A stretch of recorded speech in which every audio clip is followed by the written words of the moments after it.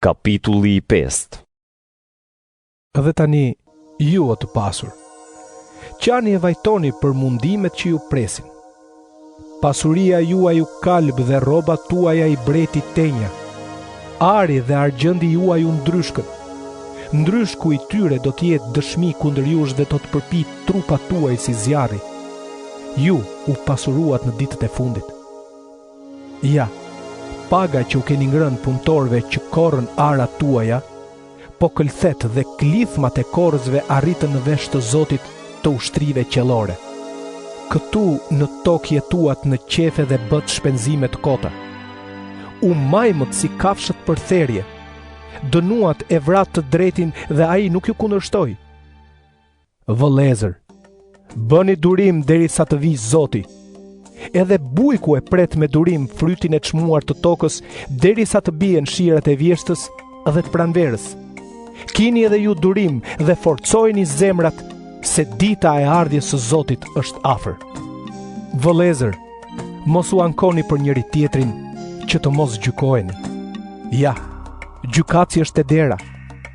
Shembull të vuajtjes dhe të durimit kini profetët që folën në emër të Zotit. Ne i quajmë të lum ata që duruan.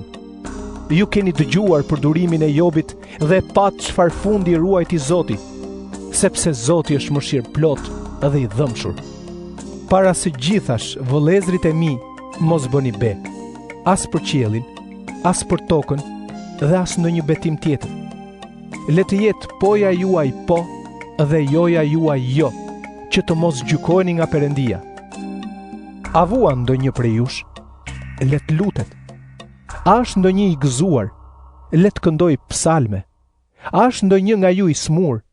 Le të thras pleqt e kishës që të luten për të dhe ta lyejnë me vaj në emër të Zotit. Lutja me besim do ta shërojë atë që lëngon dhe Zoti do ta mëkëmb. Nëse ka bërë mëkate, ato do t'i falen. Rrëfejani mëkatet njëri tjetrit dhe lutuni për njëri tjetrin që të shëroheni. Lutja e të drejtit ka fuqi të madhe. Elia ishte njeri si ne. Ai u lut me gjithë shpirt që të mos binte shi dhe nuk ra shi mbi tokë për 3 vjet e 6 muaj. Pastaj u lut përsëri dhe qielli dha shi e toka dha frytet e saj.